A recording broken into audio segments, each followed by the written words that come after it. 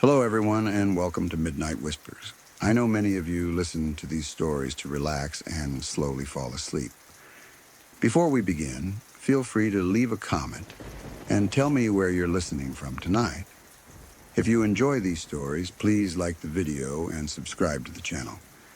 Now, get comfortable, take a slow breath, and let's begin.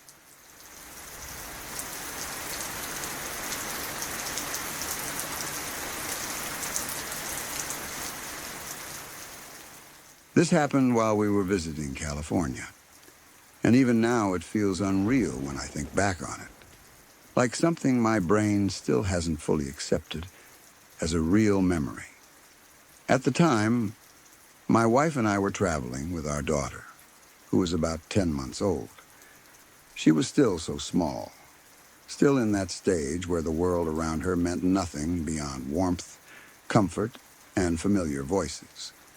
We were staying with my father-in-law and spending a few days together, trying to enjoy time as a family.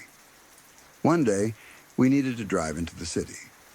My father-in-law had to take care of a traffic ticket at the courthouse, so we all piled into the car and headed out together. It felt like a completely normal errand. Nothing about that day suggested it would become one of the most disturbing things I've ever witnessed. We were talking casually. They focused on directions and parking, thinking about what we might do afterward.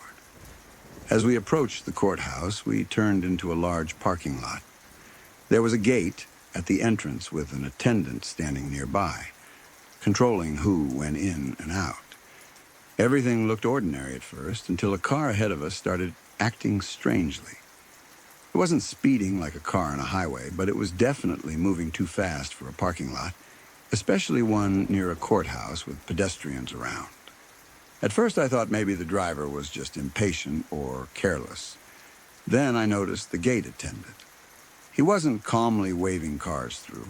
He was moving quickly, almost running, clearly trying to catch the attention of the driver, or stop the car from going further into the lot. That immediately raised alarms in my head. You don't usually see a guard chasing a car unless something is very wrong.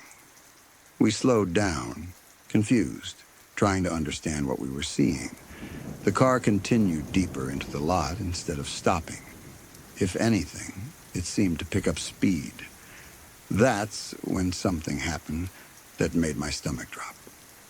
The passenger door opened while the car was still moving. A woman fell out. She didn't step out or climb out carefully. She fell. It looked uncontrolled, desperate, like she had been trying to escape. She hit the ground hard and rolled, then scrambled to her feet. For a second, my brain couldn't process it. I remember thinking, did I really just see that? My wife and I both stared in disbelief. We hadn't even entered the lot fully yet. We were still just outside the gate, and instinctively, I stopped the car. Everything in my body told me not to move forward. Something terrible was unfolding right in front of us. The car came to a stop a short distance ahead. The driver jumped out immediately and started running after the woman. That alone was terrifying. It didn't look like a normal argument or confusion. It looked like a chase, a predator chasing prey. The woman was screaming, not yelling. Screaming. That sound cuts through everything. It instantly tells you that this isn't just chaos. It's danger. The parking lot attendant was now running too, chasing after the driver, clearly trying to intervene or get help. People nearby were starting to freeze, unsure whether to run, hide, or help. Everything was happening so fast that there was no time to think, only to react. That's when I noticed something that made my heart race even faster. The driver had a knife. It was visible in his hand as he ran. There was no mistaking it. This wasn't a threat that might escalate. This was already violent, lethal. The woman ran toward the courthouse steps, probably the only place she could think of where there would be security, people, and protection. She was moving as fast as she could, but panic and fear slow you down in ways you don't expect. The driver was gaining on her. At that point, my entire focus was split in two. Part of me was watching this horrifying scene unfold. The other part of me was painfully aware that my wife and infant daughter were sitting in the car with me. My daughter was strapped into her rear-facing car seat, completely unaware of what was happening just yards away. She was safe, at least for the moment, but the realization that we were so close to such extreme violence made my chest tighten. Everything escalated in seconds. Courthouse police officers came running out, 3 of them moving with urgency and purpose. Their guns were drawn. They were shouting commands, yelling for the man to stop. Their voices were loud, authoritative, cutting through the screaming and chaos. The woman reached the steps, but the man caught her. He tackled her to the ground. That moment felt like time slowed down. My brain screamed that this was it, that something irreversible was about to happen. He still had the knife. She was on the ground beneath him. The police were closing in, but they were still seconds away. Then the gunshots rang out. 4 or 5 shots, loud, sharp, real. For a split second, I was sure I had just watched 2 people die. My mind couldn't separate what I was seeing from what I feared had happened. The sound echoed in the open space, and everything felt surreal, like I had stepped into a nightmare without warning. And then something unexpected happened. The woman got up. She moved quickly, almost stumbling as she stood, but she was alive. One of the officers grabbed her and rushed her into the courthouse immediately, shielding her, getting her out of harm's way. That image is burned into my mind. The contrast between what I thought had just happened and what was actually happening left me stunned. The other 2 officers approached the man cautiously, guns still aimed at him. He was on the ground, moving, writhing slightly. For a brief moment, it looked like he might still be alive. Then his movements slowed. Then they stopped. The parking lot fell into a strange kind of silence. Not true silence, but that stunned quiet that follows something violent and final. People were frozen. No one seemed to know what to say or do. My wife turned to me, shaken, asking if those were real gunshots. She thought maybe they were beanbags or something less lethal. I didn't answer right away because I already knew the truth. There was no mistaking that sound. Those were real bullets. I looked back at my daughter in the rearview mirror. She was still calm, still oblivious, looking around or maybe dozing. The fact that she had no idea what had just happened felt like both a relief and a heartbreak. I was grateful she didn't understand, but it also hit me how close we were to something that could have affected her forever. I made a decision immediately. We weren't staying. I turned the car around and left the area. I didn't wait to be told to move. I didn't want to be there anymore. I wanted distance between my family and what had just happened. My hands were shaking as I drove, adrenaline still pumping through my body. Later, we saw the news reports. They explained what we had witnessed.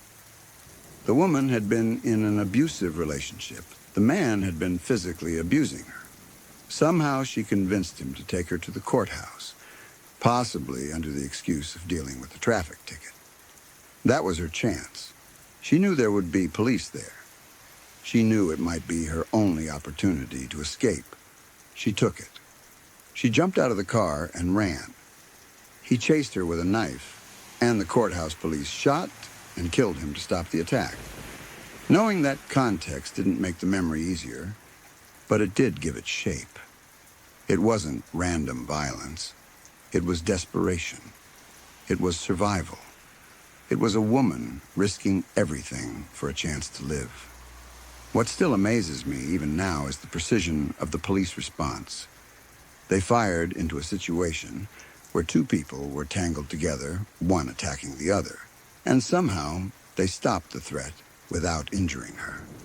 That level of control, under that amount of pressure, is hard to comprehend unless you see it with your own eyes.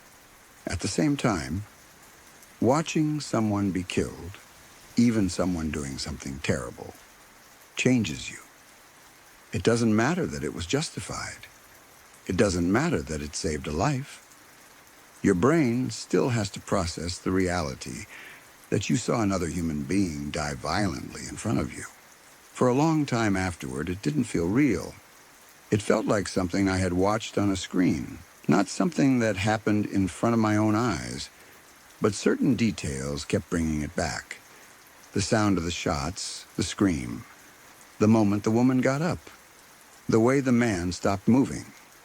I thought a lot about how close we were, about how easily we could have been a few seconds earlier or later, about how different the day could have been if that woman hadn't found the courage to act when she did, about how violence hides in plain sight, even in places that are supposed to represent order and justice. Mostly I thought about my daughter. She was 10 months old, too young to understand anything.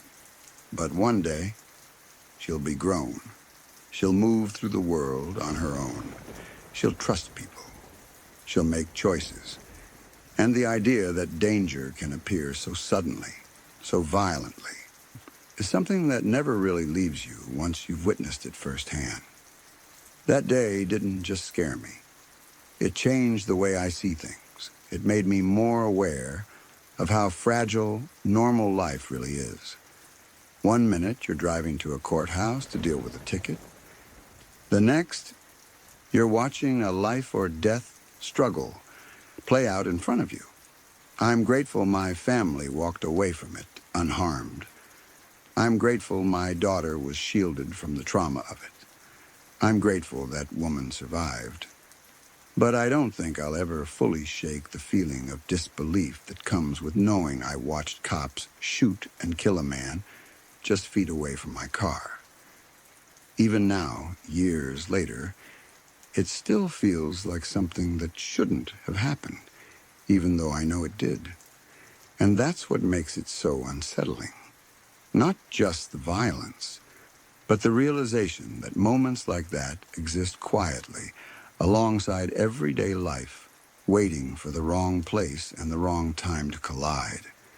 It's something I'll carry with me forever.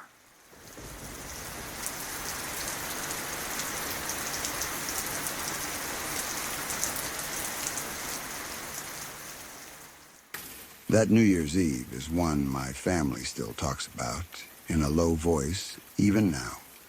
Not because of the party, or the fireworks, or anything celebratory, but because of what was happening just a few houses away, while everyone else was counting down to midnight. At the time, my parents were going through a divorce, so things were already fractured. I wasn't there that night. My mom and my brother were at a family New Year's party without me, trying to keep things normal, trying to keep some sense of tradition alive despite everything else falling apart. It was supposed to be loud, crowded, and distracting, the kind of night where you lose track of time and let the noise drown out your thoughts. The television was on, fireworks lighting up the screen, people were laughing, talking over each other, glasses clinking. Midnight came and went. Another year started just like that. No one had any idea that, at almost the exact same time, something unimaginably violent was unfolding right next door to our home. We didn't find out right away. There were no screams carried across the street, no obvious signs that something was wrong, nothing that would have cut through the noise of a New Year's celebration. The house next door looked the same as it always had. Lights on. Quiet from the outside. Normal. It wasn't until later that the truth surfaced, and it surfaced in the most horrifying way possible. Someone found the neighbor's grandmother hiding in our bushes. She was terrified, shaking, disoriented. She wasn't supposed to be outside, let alone crouched in shrubbery in the middle of the night. She had escaped the house barefoot, desperate to get away. Hiding wherever she could because she didn't know what else to do or where else to go, she was found clinging to the bushes like they were the only thing keeping her alive. That's when the police were called. That's when everything changed. Only afterward did the story come together. The kid from the neighboring house had killed his entire family. While people were watching fireworks on TV and hugging each other and saying Happy New Year, he was moving through his own home and ending lives. There was no warning anyone recognized at the time. No build-up that neighbors noticed. Just violence, sudden and absolute. It didn't make sense then, and it still doesn't now. When police started investigating, more details came out, each one unsettling in its own way. The kid had mental health issues, serious ones. It wasn't something subtle or newly developed. It was known. His mother had even checked him out for New Year's, either from a facility or from some form of care, wanting him home for the holiday, wanting her family together to start the year.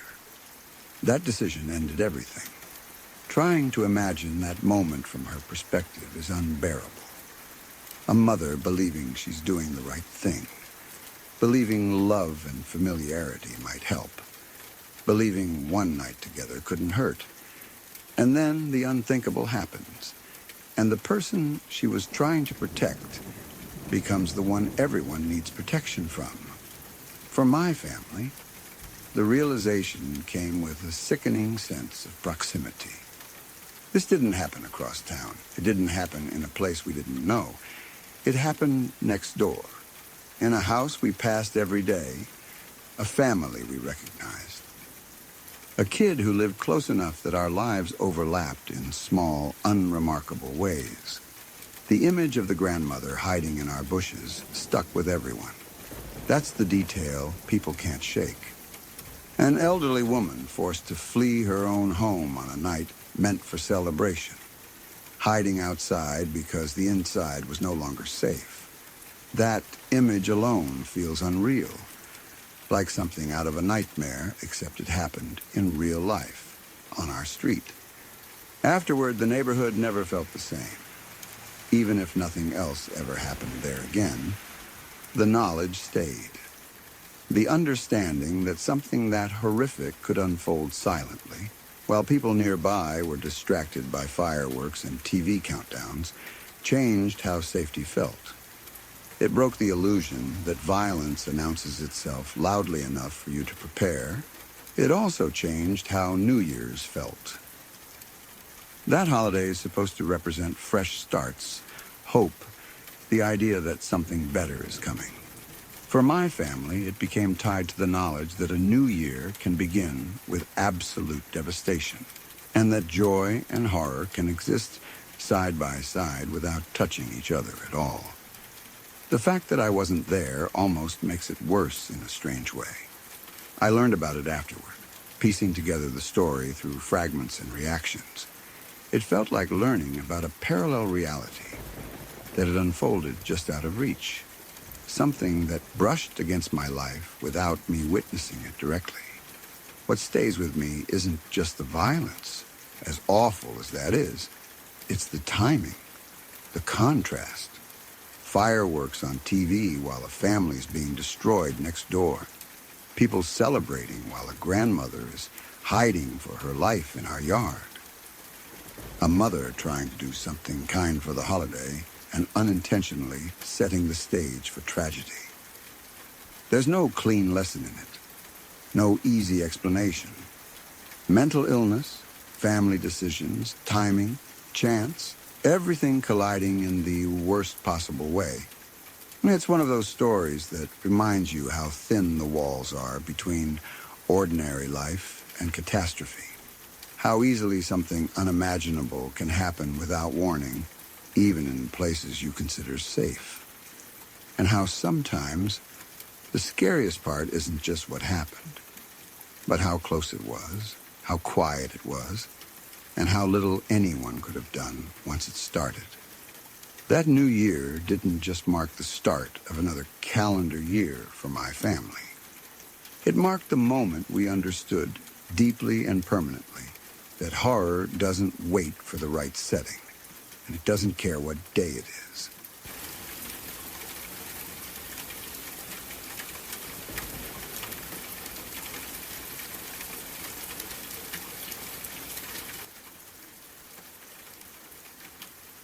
She met him the way people often meet someone who later turns out to be a nightmare. Quietly, without warning, without any obvious red flags. At first he seemed normal enough, maybe a little intense, maybe a little possessive in ways that felt flattering at the time, but nothing that immediately set off alarms. People rarely marry someone they believe is dangerous. You marry the version of them they show you when they want to be loved. They got married, and for a while, life moved forward the way it's supposed to. A home, a routine, kids adapting to a new adult in their world. From the outside, it looked like a blended family trying to find its footing. But behind closed doors, things began to shift. His behavior changed in ways that were subtle at first and then impossible to ignore. Control crept in slowly. Anger flared over small things. The intensity that once felt like devotion turned into something darker. Eventually, she realized she couldn't stay. The divorce wasn't easy, but she believed that leaving would end it. That once the paperwork was signed and the separation was official, he would fade into the past like so many bad chapters do. She underestimated how deeply unstable he really was. He didn't let go. What followed was over a year of stalking that wore her down piece by piece. It wasn't constant enough to feel dramatic at first. It came in waves, just enough to keep her on edge. She would notice things that didn't make sense. Mail that had clearly been opened before she saw it. Letters missing, packages that never arrived. At first, she thought it was a mistake, a postal issue, something harmless. Then her daughter's toys started disappearing. Not big things, not obvious valuables. Small personal items, a favorite doll, a stuffed animal that always stayed on the bed. Things that couldn't have been misplaced easily, things that had emotional weight. That was when fear really set in. Someone wasn't just watching her. Someone was entering her space, touching her children's belongings, leaving without a trace. She checked the locks, changed routines, asked neighbors to keep an eye out. Still, nothing explained how these things were happening. There were no signs of forced entry, no broken windows, no damaged doors. The house looked exactly the same every time she came home, except for the feeling that it had been violated. That feeling became unbearable. Eventually, she installed a security camera. It wasn't sophisticated, just something to give her peace of mind. She didn't expect what it would show her. Part of her still hoped she was imagining things, that there would be nothing there, and she could finally tell herself she was safe. She was wrong. The footage showed her ex-husband sneaking into the house. He moved through it like he belonged there, like it was still his. He knew where things were. He knew how to avoid making noise. He came and went without urgency, without panic, as if he had all the time in the world. Watching it later, knowing he had been inside while she and her children slept, was almost worse than if he had been caught in the moment. She went to the police. She documented everything. Reports were filed. Warnings were issued. But the system moves slowly, and fear moves fast. Restraining orders are words on paper. They don't stop someone who has already decided that rules no longer apply to them. Despite everything, she tried to move on. She started dating again, cautiously, carefully. She didn't advertise it. She didn't bring people around her kids right away. Eventually, she met someone who felt safe, kind, stable. Someone who understood what she had been through and didn't push her to rush. For the first time in a long time, she felt a sense of normalcy returning. That was when the situation escalated. Her ex-husband found out. No one knows exactly how. Maybe he was still watching. Maybe he followed her. Maybe someone said something without realizing the danger. However it happened, the result was immediate and terrifying. One night, her new boyfriend's camper was set on fire. It wasn't an accident. The fire destroyed it completely. Everything inside was lost. The message was clear enough that it didn't need to be spoken. This wasn't about jealousy anymore. This was about punishment, about control, about making sure she understood that no matter where she went or who she tried to build a life with, he could still reach her. She was terrified. Police were involved again. Investigations were open. But again, time dragged on, and the damage had already been done. Everyone hoped the fire would be the worst of it. That it was a final, desperate act meant to scare. Not a step toward something worse. 2 weeks later, her new boyfriend was murdered. There was no ambiguity, no question about what had happened. A man lost his life because he had the misfortune of loving someone whose past refused to stay buried. The ex-husband had crossed the final line, the one that can't be uncrossed. Stalking turned into arson. Arson turned into murder. The fallout was devastating. A family was shattered again. Children lost someone they had begun to trust. A woman who had already survived one terrifying relationship was forced to confront the reality that leaving didn't make her safe. It only changed the shape of the danger. Grief mixed with guilt in ways that were impossible to untangle. She hadn't caused what happened, but that knowledge doesn't erase the pain of wondering if different choices could have led to a different outcome. What makes this story especially disturbing isn't just the violence, as horrifying as it is. It's the slow progression, the way it unfolded step by step, giving just enough warning to create fear, but not enough intervention to stop it in time. It shows how stalking isn't just harassment. It's a warning sign, a countdown, a pattern that too often gets dismissed until it's too late. Her ex-husband didn't snap in a single moment. He unraveled over time, growing bolder as he realized he could get away with more and more. Each boundary he crossed without consequence made the next one easier. By the time he committed murder, the signs had been there for over a year, written in stolen mail, missing toys, and grainy security footage. For those who knew her, the story changed how they saw everything. It changed how they thought about restraining orders, about safety, about how fragile normal life really is when someone becomes obsessed. It reinforced a truth that's hard to accept. Sometimes the most dangerous people are the ones who already know you best. Even now, the details of the case are hard to talk about. Not because they're unknown, but because they're too clear.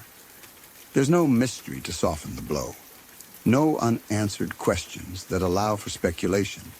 Just a straight line from obsession to violence. She survived, but survival came at an unimaginable cost. And for everyone who heard the story afterward, it left a lingering fear. Not a loud, constant fear, but a quiet one that sits in the back of your mind. The awareness that leaving is often the most dangerous moment. That stalking is never harmless. That when someone refuses to let go, the threat doesn't disappear just because a relationship ends. It's a story that doesn't feel like it belongs in real life, but it does. It happened. And that's what makes it so unsettling.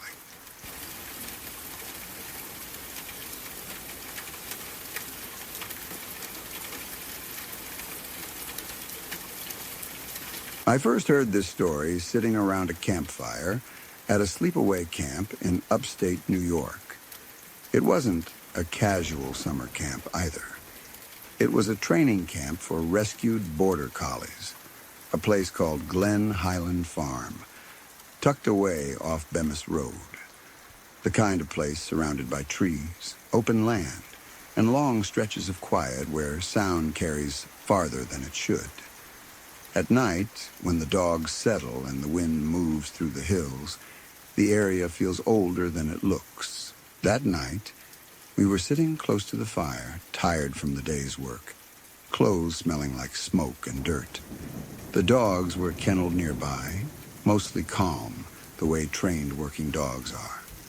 Someone suggested telling stories, and eventually one of the trainers began talking about Old Man Bemis. He said the land around the camp had a history most people didn't know. Bemis Road wasn't just a name. It belonged to a man who had lived there a long time ago. A man who, according to local legend, had been accused of murders he never committed. The storyteller said Old Man Bemis had been blamed when fear took over the community. People needed someone to point at, someone to punish, and Bemis was convenient. Whether he was strange, reclusive, or just unlucky, no one really knew anymore. What mattered was that once the accusations started, they never stopped. What happened to him was brutal. They didn't kill him once. They tried to kill him again and again. According to the story, he was stabbed first, left bleeding, but alive. When that didn't finish him, they beat him. When he still lived, they dragged him out and hanged him. Somehow he survived that too. The crowd grew more frantic, more convinced that his survival meant something unnatural. They stoned him. Then, finally, they burned him alive, and even then the storyteller said he didn't die the way a man should. The story paused there, and the fire cracked loudly, sending sparks into the dark. The dogs shifted, some lifting their heads, ears twitching. The storyteller leaned forward and told us that Old Man Bemis had been buried in the cemetery across from the camp, the same cemetery we all passed without thinking whenever we drove in or out. Then he said something that made the air change. He said that earlier that night, before the campfire, he had gone to that cemetery alone. He said he wanted to let Old Man Bemis speak, to let him finally say what he never got to say while he was alive. As he kept talking, his voice started to change. At first, it was subtle. Just a shift in tone, a slight roughness that hadn't been there before. Then his posture changed. He hunched forward, shoulders tense, hands gripping his knees. When he spoke again, it didn't sound like him anymore. I didn't do it. The words came out low and strained, like they were being forced through him rather than spoken by him. A few people laughed nervously, assuming it was part of the act, but no one else spoke. The firelight flickered across his face, and his expression looked wrong, fixed in a way that didn't match the storytelling mood from moments before. I didn't do it, the voice said again. He described the accusations, the fear, the rage of the people who turned on him. But now it wasn't being told like a story. It sounded like a confession, or maybe a plea. He spoke about the pain, about being hurt again and again, about knowing he was innocent and realizing it didn't matter. The scariest part wasn't the words themselves. It was the way they came out. Flat, empty, exhausted. Like someone who had already said them 1,000 times and knew no one would listen. When the story reached its end, the storyteller stopped abruptly. He took a deep breath, straightened up, and said calmly that he was letting the spirit go. That Old Man Bemis had been heard. For a second, there was silence. Then every dog in the camp started barking at once. Not playful barking, not excited barking. It was loud, frantic, unified, like an alarm had gone off. Dozens of dogs barking in the dark, all at the same time, all facing the same general direction. The sound echoed across the field and into the trees, bouncing back at us in waves. No one laughed then. The storyteller didn't smile. He just sat there, breathing hard, staring into the fire. Eventually the dogs settled, one by one, but the quiet that followed felt heavier than before, like something had passed through and left the space changed. Later, people tried to explain it away. Dogs are sensitive. Group barking spreads easily. Campfire stories get dramatic, but no one forgot the timing, the way his voice changed, the exact moment the dogs reacted, right after he said he released the spirit. I don't know what to believe about Old Man Bemis. I don't know if there was ever a real man, or real murders, or real injustice buried under that land. But I do know this. That night didn't feel like a performance. It felt like something old had been invited to speak, if only for a moment. And when it was finished, the dogs knew something we didn't.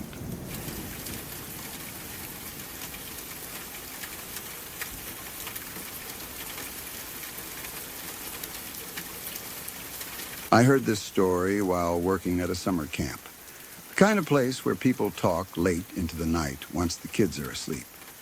Conversations drift from jokes to personal stories, and sometimes, without warning, someone says something that changes the mood completely. This was one of those moments. One of the girls I worked with told me a story about her family, and from the first sentence I could tell it wasn't going to be something light or forgettable. She started by talking about her uncle. Years ago, when he was still a teenager, he accepted a ride from a man he didn't know very well. At the time, it didn't seem like a big deal. People hitched rides more easily back then, especially young people. There wasn't the same constant fear drilled into everyone the way there is now. You didn't automatically assume the worst about strangers. Sometimes you just needed to get somewhere, and someone offered help. Her uncle got into the car. At first, nothing seemed wrong. The man was calm, friendly enough. Just another adult offering a ride. But as they drove, her uncle started to feel uneasy. He couldn't point to one specific thing. It wasn't a threat or an obvious red flag. It was just a feeling, a sense that something wasn't right. The kind of instinct that creeps in quietly, without explanation. That feeling kept growing. He realized slowly and uncomfortably that getting into that car might have been a mistake. His body reacted before his mind fully caught up. His heart started racing. His thoughts became focused on one thing, getting out. He watched the road carefully, waiting for any chance. When the car slowed at a stop sign, he didn't hesitate. He opened the door and jumped out. He didn't look back. He didn't try to explain. He just ran. He didn't care how strange it looked or whether the driver shouted after him. All that mattered was distance. Space between himself and that car. Space between himself and the man behind the wheel. At the time, he didn't know how close he had come to something far worse. He just knew he had escaped a situation that felt wrong. Life went on. The moment faded into memory. It became one of those strange stories you tell yourself years later, wondering if you had overreacted or embarrassed yourself for no reason. People second-guess their instincts all the time, especially when nothing bad seems to come from acting on it. Then, sometime later, he saw the man on the news. That's when everything changed. The face on the screen was the same face from the car, the same man who had offered him a ride, the same man he had jumped away from at a stop sign, the same calm expression, now paired with words that made his stomach drop. The man was John Wayne Gacy. By then, the truth about Gacy was coming out. He wasn't just a criminal. He wasn't just dangerous. He was a serial killer who had raped and murdered at least 33 teenage boys between 1972 and 1978. Some of them were buried beneath his house. Others were discarded like trash. Many of them were close in age to her uncle at the time he accepted that ride. Her uncle realized how close he had come to being one of those victims. That kind of realization doesn't fade. It doesn't become an interesting fact you share casually. It changes the way you see your entire past. Every detail suddenly feels heavier. The decision to jump out of the car wasn't just smart. It wasn't just lucky. It was the difference between living a full life and becoming another name on a list of the dead. When my coworker told the story, there was a quiet pause afterward. No one knew what to say. It's hard to respond to something like that without feeling shaken. The idea that someone you know, someone standing right in front of you, is only alive because they trusted a feeling they couldn't explain is unsettling. But the story didn't end there. As she kept talking, she mentioned something else that made the entire thing feel even stranger, almost unreal. She explained that her aunt was married to Patton Oswalt. That alone felt like an odd connection, but then she added another layer. Her aunt was Michelle McNamara. Michelle McNamara wasn't just a writer with an interest in crime. She was deeply invested in one of the most terrifying unsolved cases in American history. She spent years researching, documenting, and obsessing over a serial offender who came to be known as the Golden State Killer. Her work wasn't casual. It was detailed, relentless, and driven by a need to understand and expose someone who had evaded justice for decades. She wrote a book called I'll Be Gone in the Dark, which brought renewed public attention to the case. The book didn't just retell old facts. It connected patterns, highlighted overlooked details, and kept pressure on law enforcement and the public to keep looking. Many believe that the attention generated by her work played a major role in finally identifying and capturing the Golden State Killer years later. So here was this one family, connected in two completely different ways to two of the most notorious serial killers in American history.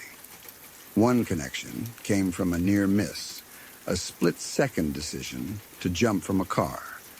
The other came from years of obsessive research, writing, and dedication to exposing a monster hiding in plain sight. When I stepped back and thought about it, what struck me most was how thin the line was in both stories. Her uncle's life was saved by instinct. No evidence, no proof. Just a feeling strong enough to make him act without hesitation. If he had ignored it, if he had told himself he was being silly or paranoid, the outcome could have been completely different. Michelle McNamara's work, on the other hand, came from refusing to let something go, from trusting that patterns mattered, from believing that even when a case went cold, it wasn't truly over. That persistence helped bring a killer into the light after decades of silence. Both stories revolve around listening. Listening to instinct, listening to details, listening to the quiet voice that says something isn't right. What makes the uncle's story especially haunting is imagining the alternative. Imagining him staying in that car just a little longer. Imagining the stop sign passing without action. Imagining how easy it would have been for Gacy to continue driving, smiling, gaining trust. Many of his victims were lured in exactly that way. Friendly conversation, offers of help, a sense of normalcy that hid something monstrous underneath. The idea that Gacy could have been anywhere, offering rides, blending in, pretending to be safe, is terrifying. It reminds you how vulnerable people can be, especially young people, who don't yet know how dangerous the world can be. It also reminds you how predators rely on politeness, hesitation, and doubt. They count on people not wanting to make a scene, not wanting to seem rude, not wanting to be wrong. Her uncle broke that pattern by acting. The fact that he later recognized the man on the news must have been surreal. Seeing a familiar face framed by headlines about murder and abuse. Realizing that a casual interaction almost turned into something unspeakable. That kind of moment can replay in your mind endlessly, each time ending differently depending on the choice you imagine making. As for Michelle McNamara, There's something tragic and powerful about her story as well. She dedicated so much of herself to understanding evil, to documenting it, to refusing to let victims be forgotten. She helped push a case forward that many believed would never be solved. Her work mattered. It made a difference. When my coworker finished telling all of this, the night felt heavier. It wasn't just one scary story. It was a reminder of how closely danger can brush past people without them realizing it at the time. How lives can be shaped by moments that seem small when they happen. How survival sometimes comes down to instinct, and justice sometimes comes down to obsession and persistence. It also made me think about how interconnected these stories are. One family touched by horror from two different angles. One through chance and escape. The other through investigation and exposure. Both tied to men who lived double lives, hiding their violence behind normal appearances. What stays with me the most is imagining how different everything could have been if her uncle had ignored that feeling in his gut. If he had stayed quiet. If he had stayed seated. One decision, one stop sign, one open car door changed everything. That's what makes this story so unsettling. Not just the killers involved, not just the crimes, but the randomness of survival. The way someone can walk away from something they didn't even fully understand at the time, only to realize later how close they were to disappearing forever. It's a reminder that sometimes the scariest stories aren't about what happened, but about what almost happened and how easily no one would have ever known.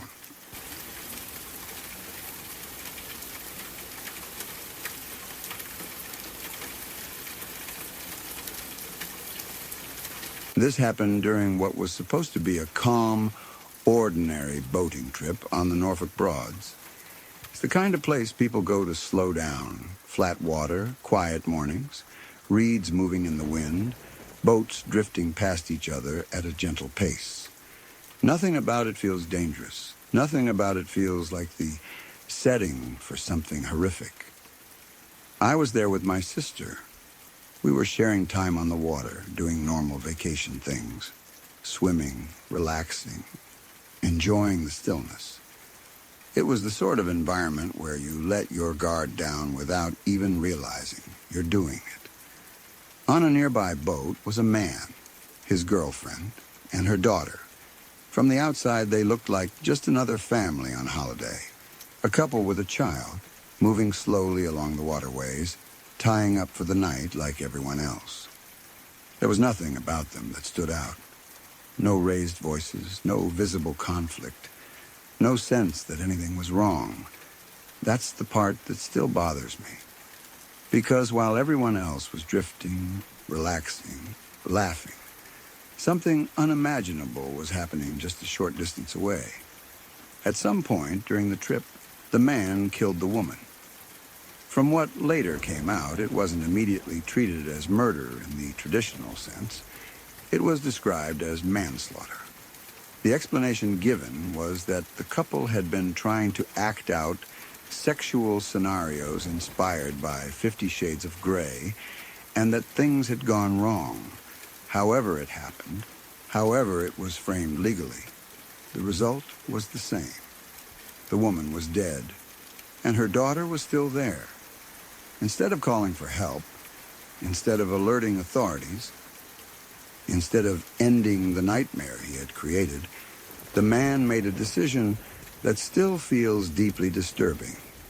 He hid the truth. He told the girl that her mother had left during the night, that she had gone away, that she wasn't coming back, but in a way that didn't raise alarm. For 6 days, he stayed on that boat with the girl. 6 days. That number is hard to wrap your head around. 6 days of meals. 6 days of conversation. 6 days of pretending everything was normal, while the girl believed her mother had simply disappeared. He maintained that lie while moving through one of the calmest landscapes imaginable, surrounded by other people who had no idea what had already happened. The girl trusted him. She had no reason not to. He was the adult who was supposed to be protecting her. She had no way of knowing that she was sharing space with someone who had just killed her mother. Eventually, after nearly a week of living inside that lie, the man made another decision. He decided to drown himself. What makes this even harder to accept is how close all of this was to us. On the day he killed himself, I was with my sister.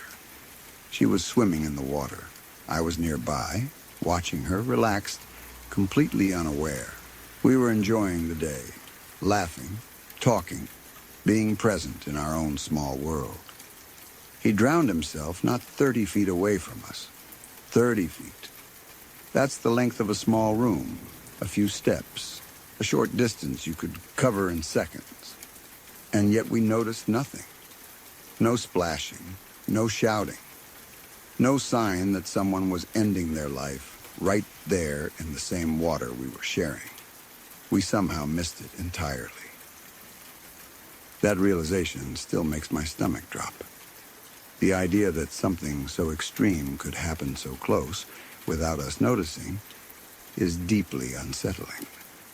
It forces you to confront how limited your awareness really is, even when you think you're paying attention. At the time, we had no idea anything was wrong. The boats around us looked the same as they always had. People went about their business. The water moved gently. The world stayed quiet. The girl was left alone. Thankfully, she was found before it was too late. She survived. That fact matters more than anything else in this story. Whatever trauma she carries, she at least lived. Someone noticed something was wrong. Authorities intervened. She wasn't left abandoned on the water. But that doesn't erase what she went through. Imagine being a child, told your mother left without explanation. Spending nearly a week adjusting to that loss without understanding it. Then suddenly being pulled into a reality where the truth comes crashing down all at once. Learning that your mother didn't leave, that she was killed, that the person you trusted had lied to you the entire time, that he then chose to die as well. That kind of trauma doesn't resolve neatly. It doesn't fade just because the immediate danger ends. It becomes part of you. We only found out the full story later that night. We were back on land, winding down, when the news came on. The report talked about a woman found dead on a boat in the Norfolk Broads. It talked about a man who had stayed with a child for days before killing himself in the water. It talked about the investigation, the timeline, the details. As we watched, a sick realization crept in. The boat they showed on the screen was the boat across from us, the exact boat. The one we had been anchored near, the one we had passed without a second thought, the one that had been sitting quietly while everything unfolded. That moment was pure horror. Not the dramatic kind you see in movies, but the slow, cold kind that settles into your chest. The kind that makes you feel disconnected from your own body for a few seconds. The kind that makes you replay the day over and over, searching for something you missed. We were horrified, shocked, speechless. The thought that we had been swimming, relaxing, enjoying ourselves while a man drowned himself just a short distance away is something that still doesn't feel real. It creates a strange sense of guilt, even though there was nothing we could have done if we didn't know. You start questioning your awareness, your instincts, your sense of safety. The scariest part for me isn't just the crime itself, though that is horrifying enough.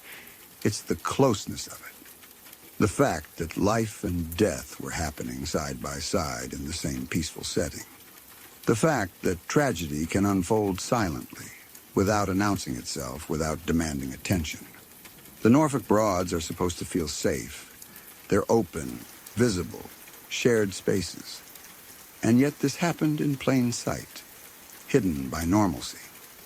It made me realize how easily we assume we'd notice something wrong. We believe danger will look dangerous, that distress will be loud, that death will be obvious. But sometimes it isn't. Sometimes it happens quietly, beneath the surface, while the rest of the world keeps floating by. I think about that girl often. About how calm the water must have looked to her, about how confusing those days must have been, about how betrayal and loss became tangled together in a way no child should ever have to experience. And I think about how close we were, about how easily we could have gone home that day without ever knowing what had happened nearby, about how many other times people live right next to tragedy without realizing it until later. That's what makes this story stay with me. Not just the violence, not just the death, but the idea that horror doesn't always come with warning signs. Sometimes it sits quietly in the same space as ordinary life. Sometimes you're swimming, laughing, watching someone you love enjoy the water, while just a few yards away, someone else is making a final, irreversible decision. And you don't hear a thing.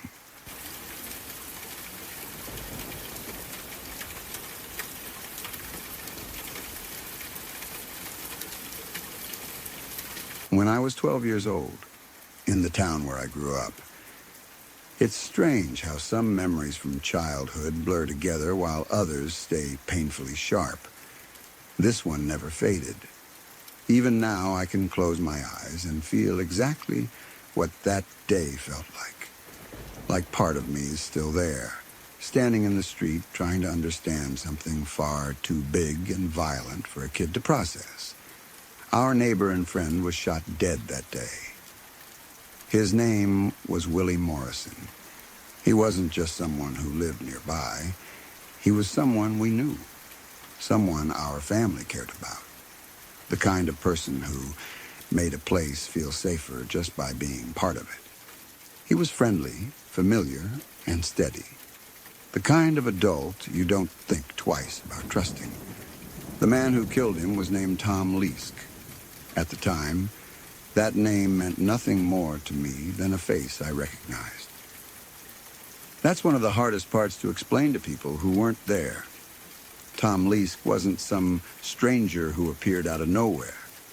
He was part of our daily life. He worked occasionally at a small convenience store in town, the kind of place that sold candy, soda, and snacks. It also happened to be the school bus stop. Almost every morning, we would stop there before school. We bought candy from him. We joked. We stood at the counter like kids do, impatient and loud and careless. Our family knew him. Not closely, but enough. Enough to wave, enough to talk. Enough that his face didn't raise alarms in anyone's mind. Nothing about him felt dangerous then. That day started like so many others. I was 12, full of energy, bouncing around town with my brother and some friends. We weren't doing anything special. Just moving from place to place, killing time, enjoying the freedom kids have when adults aren't hovering over them. We didn't have phones. We didn't have instant updates. The world felt smaller, and we felt untouchable inside it. Then we heard gunshots. At first, none of us really understood what we were hearing. It didn't immediately register as something real. Loud noises can mean a lot of things. Fireworks, backfiring engines, construction. But something about it felt wrong. The sound echoed in a way that made my stomach tighten. Instead of running away, we did what kids often do when they don't understand danger yet. We ran toward it. I think about that decision a lot. How natural it felt at the time. Curiosity outweighed fear. Adrenaline overpowered logic. We wanted to see what was happening, to make sense of the noise. None of us truly believed we were running toward something deadly. By the time we got closer, chaos was already unfolding. We saw Tom Leask driving an Army surplus tractor with a front-end loader. It looked unreal, like something out of a movie or a nightmare. Heavy machinery doesn't belong tearing through a small town like that. It didn't fit the setting. The streets we played on weren't meant for destruction. He drove that machine straight into a municipal building. We watched it happen. The sound of metal crashing into brick and concrete was overwhelming. It wasn't just loud, it was violent, like the town itself was being attacked. Dust and debris filled the air. Windows shattered. The building buckled under the force. I remember standing there, frozen, trying to understand how everything had escalated so fast. Then he moved again. After damaging multiple buildings, he drove the tractor toward his own house. We followed from a distance, not close enough to intervene, but close enough to see. Close enough that the images burned into my memory. He set his house on fire. Flames climbed quickly. Smoke poured into the sky. Fire has a way of drawing attention, of making everything feel urgent and final. Watching someone burn down their own home is deeply unsettling. It felt like watching a person erase themselves, severing their last tie to normal life. Then he ran. He fled into the woods. Just like that, he was gone. The sounds faded. The destruction stopped moving. What remained was confusion, smoke, damaged buildings, and a town full of people trying to understand what had just happened. Only later did the full truth sink in. Willie Morrison was dead. The man who killed him wasn't some faceless criminal from the news. It was Tom, the guy who sold us candy, the guy who stood behind the counter at the bus stop, the guy our parents had spoken to without fear. That realization hit hard. It reshaped how I understood the world. Up until then, danger felt distant. Bad people were supposed to look bad. They were supposed to come from outside your life, outside your town, outside your routines. This shattered that belief completely. The weight of it didn't fully hit me all at once. At 12 years old, your mind tries to protect itself. I remember feeling shocked, confused, excited in a horrible way because something dramatic had happened, and then guilty for feeling that excitement at all. It wasn't until later, much later, that the fear and sadness settled in. I started thinking about Willie, about his family, about how sudden it all was. One moment he was alive, part of the community, and the next he was gone, killed by someone everyone thought they knew. There was no warning that any of us could see. No clear line where things went wrong. I also couldn't stop thinking about Tom. How someone can exist so normally in a community, interacting with kids, selling candy, standing at a bus stop, and then suddenly become capable of something so violent. It forced me to realize that people carry things inside them that you can't see. That familiarity doesn't equal safety. After that day, everything felt different. The convenience store didn't feel the same. Standing at the bus stop felt strange. The streets felt less innocent. I became more aware of how fragile order really is, how quickly it can collapse. The idea that we had been so close, that we had watched it happen, that we had run toward gunshots instead of away from them, stayed with me. There's a particular kind of fear that comes from realizing how unprepared you were, how easily things could have gone even worse, how we were lucky, in a twisted way, that we weren't closer, that we weren't caught in the wrong place at the wrong time.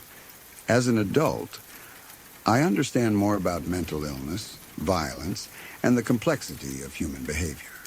But understanding doesn't erase the emotional impact. It doesn't undo the fact that a good man died, that a town was shaken, that a group of kids saw something they never should have had to see. Willie Morrison didn't deserve what happened to him. He was a great guy. That's how everyone remembers him. Kind, familiar. A presence that made the neighborhood feel like home. Losing someone like that leaves a hole that doesn't close easily. And Tom Leask will always exist in my memory as a reminder of how wrong assumptions can be. Not as a monster from the start, but as someone who moved among us unnoticed, until the moment he didn't. That day marked the end of a certain kind of innocence for me. It was the moment I learned that violence doesn't always come with warning signs, that people you recognize can become dangerous, and that safety is never as guaranteed as it feels. Even now, thinking back on it, what scares me most isn't just the destruction or the death. It's how close it all was, how normal everything felt right before it happened, how easily we could have been closer, how we watched history unfold without understanding that it would stay with us for the rest of our lives. Some events don't just happen around you, they change you. They settle into your memory and reshape how you see the world. This was one of those events for me. And no matter how much time passes, that day will always be there, clear and unmovable, a reminder of how quickly everything can break and how deeply those breaks can cut. Sorry to pause for just a moment. Sorry to interrupt for just a moment. If you're new here, consider subscribing to Midnight Whispers for daily true horror stories that stay with you long after they're told, quietly unsettling and meant for the late hours. You can also turn on notifications so you're always here when a new story arrives and the night begins to stir again. Now, let's continue.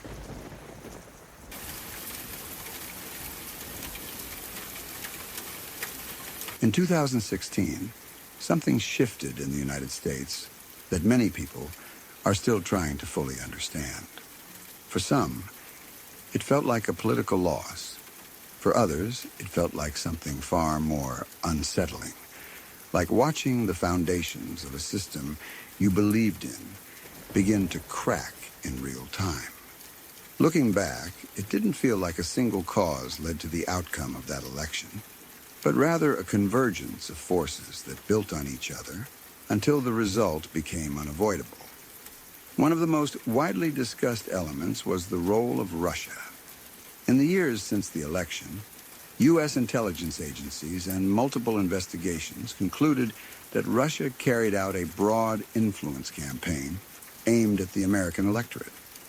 This included the use of bots, troll farms, and fake social media accounts designed to amplify division, spread misinformation, and inflame existing tensions.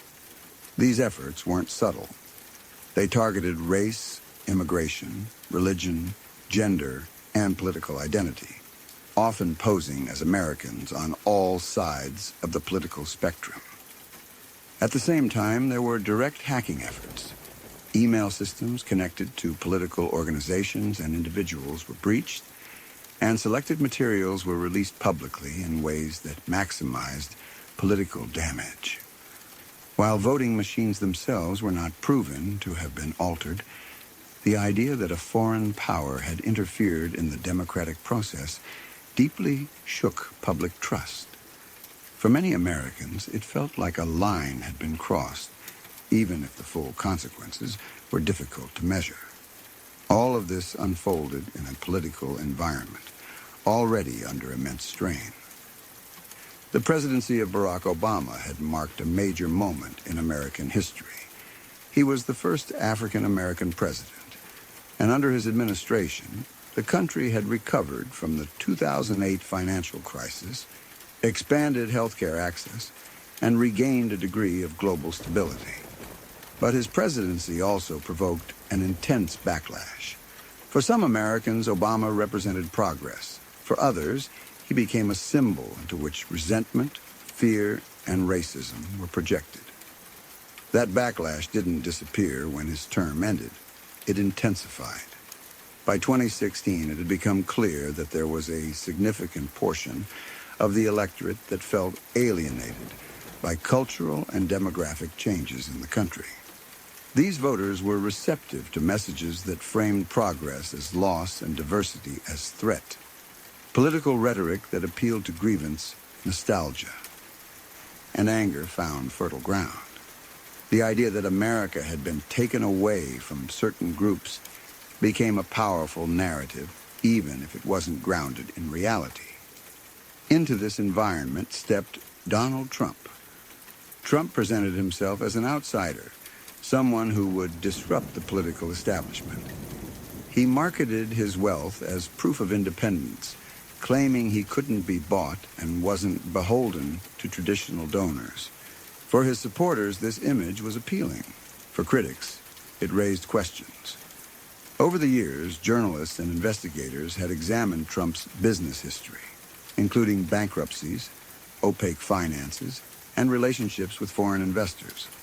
Allegations circulated about money laundering and connections to organized crime, including Russian-linked figures, though many of these claims remained unproven or contested.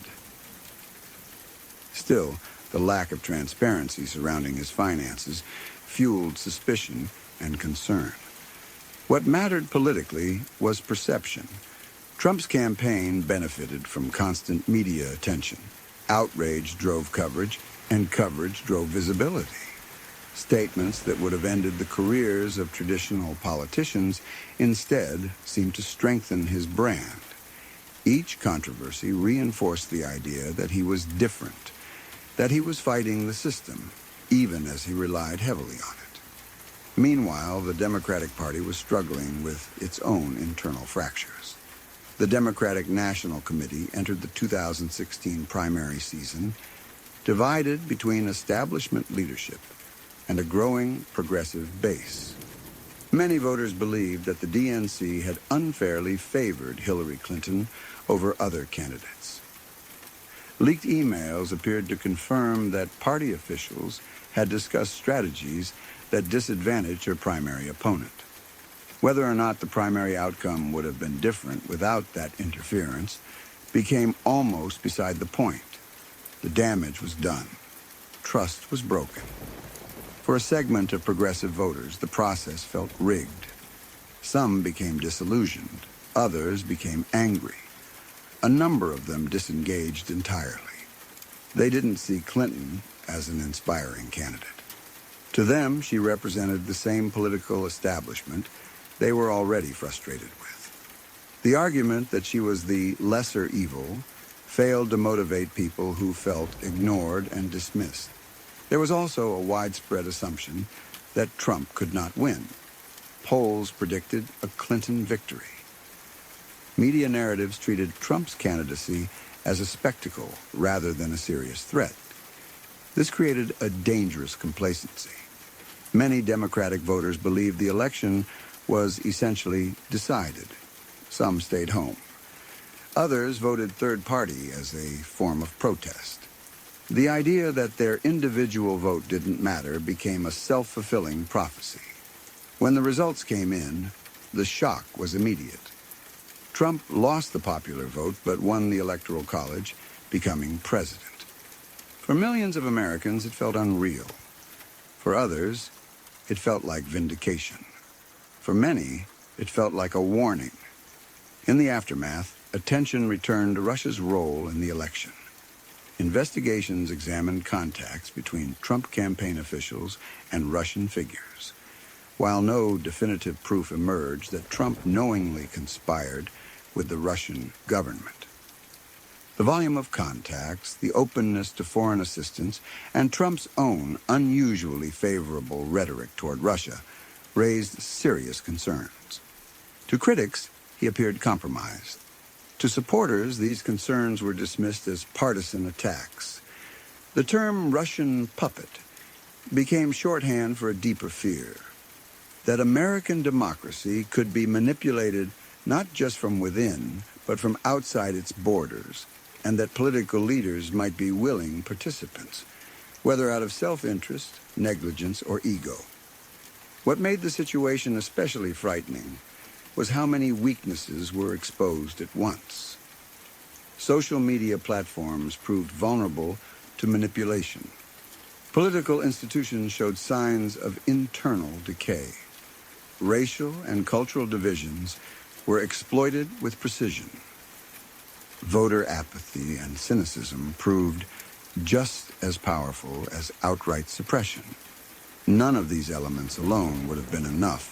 Together, they created the conditions for an outcome that felt both shocking and, in hindsight, disturbingly logical.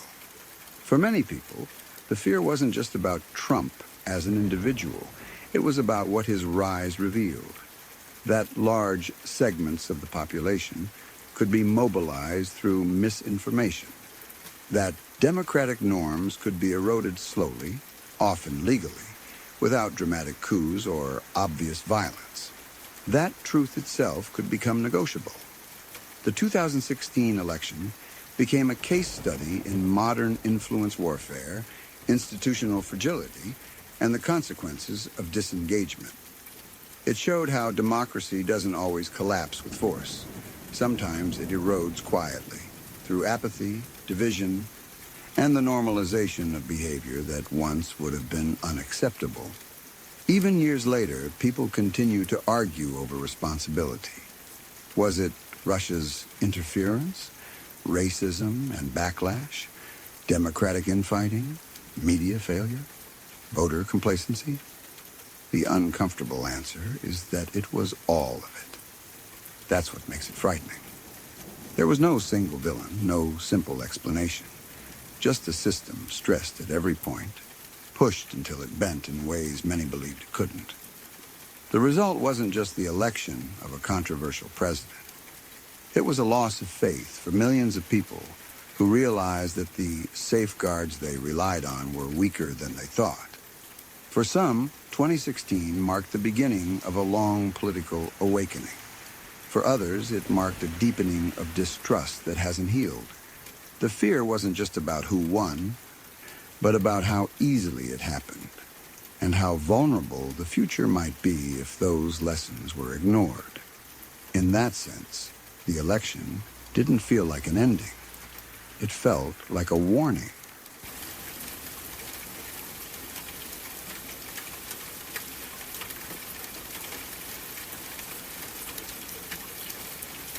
In the tiny village where I grew up, a place so small that everyone knows everyone else, and every decision feels personal. It wasn't the kind of place that made national news. Most people outside of it wouldn't even recognize the name. Life there moved slowly, shaped by routine, tradition, and a quiet acceptance that things were the way they were, and probably always would be. One of those unchangeable things was the estuary. To get across it, there was only one option: a boat. Not a private one you could choose freely, but a service owned by a single multimillionaire. The ride itself took about 20 minutes. It wasn't especially scenic or pleasant. It was just necessary. And it was ridiculously expensive. Everyone in the village knew it.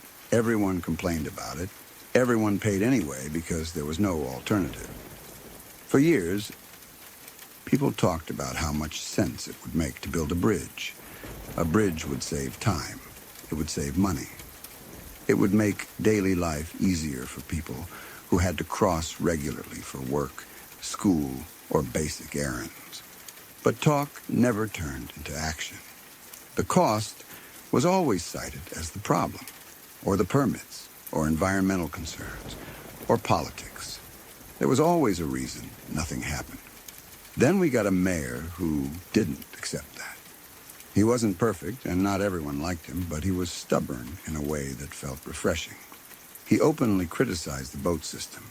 He pointed out how absurd it was that an entire village was effectively trapped by a single, privately owned service.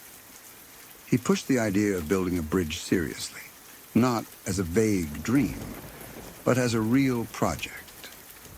Slowly, he got people behind him. Not everyone, of course. In a small village, support is always divided. Some people were afraid of change. Some worried about taxes. Some didn't want to upset powerful interests. And then there was the boat owner, a multimillionaire whose wealth depended on the estuary remaining uncrossable by any other means. A bridge would destroy his monopoly overnight. The mayor never hid the fact that this was a battle. He talked openly about resistance, about pressure, about how difficult it was to move forward when money and influence were stacked against you. But he kept going anyway. He collected paperwork. He met with planners. He talked about funding options. For the first time, it felt like something might actually happen. Then one day, a group of men came to visit. They weren't locals. Everyone noticed that immediately. In a village that small, strangers stand out. These men were described as being very interested in the bridge project. They talked about funding, about investment, about helping make it happen. On the surface, it sounded like exactly what the mayor had been waiting for. They met with him that day. And that same day, he died. Officially, it was an accident. He fell off his balcony. That's what the report said. No witnesses, no clear explanation beyond gravity and bad luck. The kind of death that can be written off quickly if no one looks too closely. But nothing about it felt right. The timing alone was enough to make people uneasy. A group of unknown men arrive with intense interest in a controversial project. They meet privately with the mayor. Hours later, he's dead. And then, as if that wasn't enough, the entire file of paperwork for the bridge project disappears. Not misplaced. Not partially missing. Gone. The men left the village and were never seen again. No follow-up. No investigation that anyone heard about. No answers. Just silence, paperwork vanished, and a dead mayor. In a big city, maybe this would have been swallowed by noise. In a tiny village, it became a wound that never healed. People talked about it quietly. Not loudly, not publicly, just in kitchens, at shops, on walks home. Always with lowered voices. Always with the same conclusion, spoken or unspoken. This wasn't an accident. These men killed him. Whether that's true or not almost stopped mattering over time. What mattered was that no one believed the official story. Not really. The logic didn't sit right. Too many things lined up too perfectly. Too many benefits flowed in one direction after his death. The bridge project died with him. Without the paperwork, without leadership, without momentum, everything stalled. The mayor's replacement never pushed the idea again. Meetings stopped. Discussions faded. It was as if the bridge had never been a serious proposal at all. And the boat service continued. Every day, people paid the fare. Every week, money flowed to the same owner. Every year, the cost rose. Life went on, just as it always had, but with a new bitterness underneath it. Not just frustration, but resignation. The balcony where the mayor fell was never restored. That detail matters more than it might seem. The building still stands there, visibly damaged, unfinished. A constant reminder.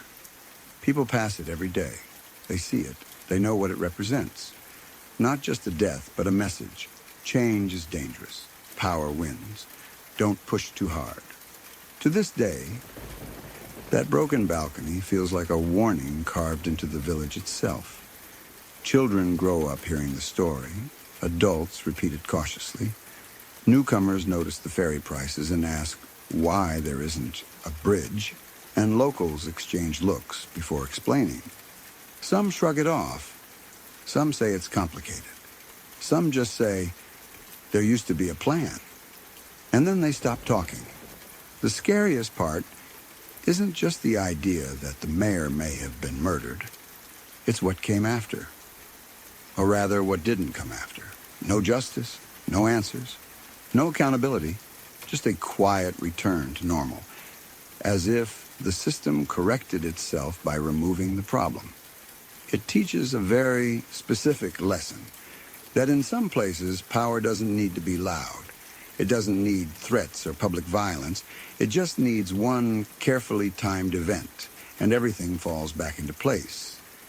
The bridge was never built, and every time someone steps onto that boat and hands over their money for a 20-minute ride that shouldn't cost what it does, they're reminded of why. Not because they're told directly, but because the reminder is built into the village itself, into the missing bridge, into the broken balcony, into the silence around the men who came and left. That's why this story feels so unsettling. It doesn't end with sirens or trials or headlines. It ends with routine, with people adapting, with injustice becoming background noise. It's the kind of story that makes you realize how small communities can be just as vulnerable to corruption and fear as large ones, maybe even more so. When power is concentrated, when everyone depends on the same systems, when alternatives disappear quietly, it doesn't take much to keep things exactly the way they are. And so we keep paying the boat fares, not because we want to, not because it makes sense, but because the last person who tried to change it ended up dead, and everyone remembers that, whether they admit it out loud or not. That balcony still stands, broken and unrepaired, a silent monument to a bridge that never was, and a truth no one was ever allowed to prove.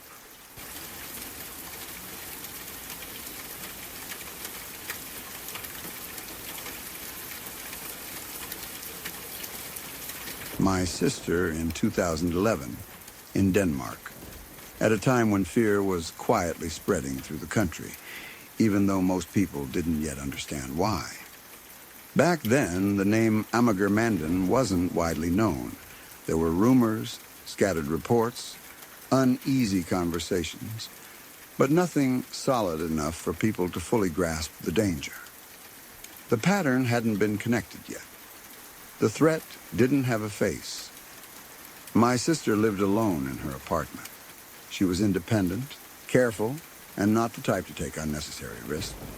But like anyone, she lived her life without expecting something truly horrific to happen inside her own home.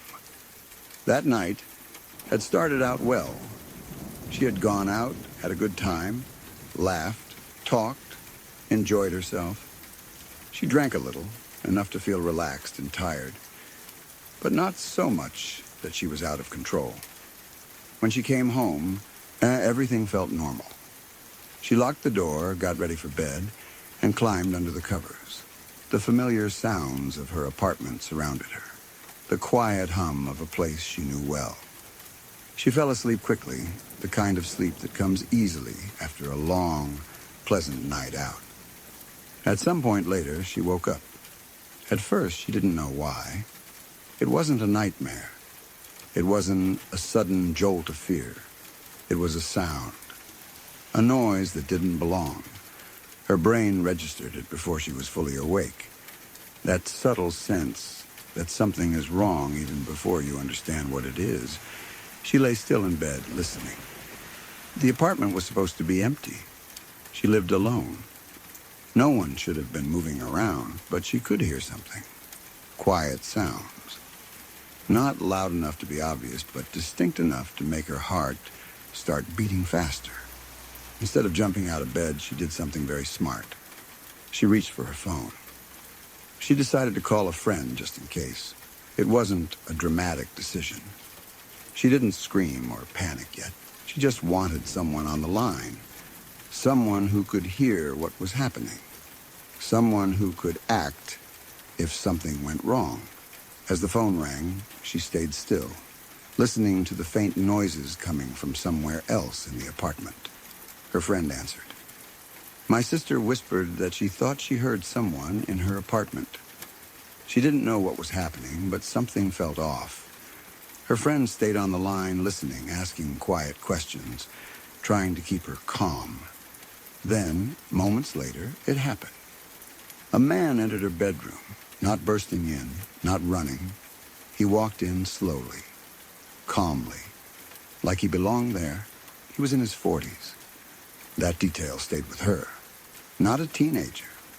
Not someone young and reckless. A grown man. Someone old enough to know exactly what he was doing. He didn't rush toward her. He didn't shout. He stood there, and he spoke softly.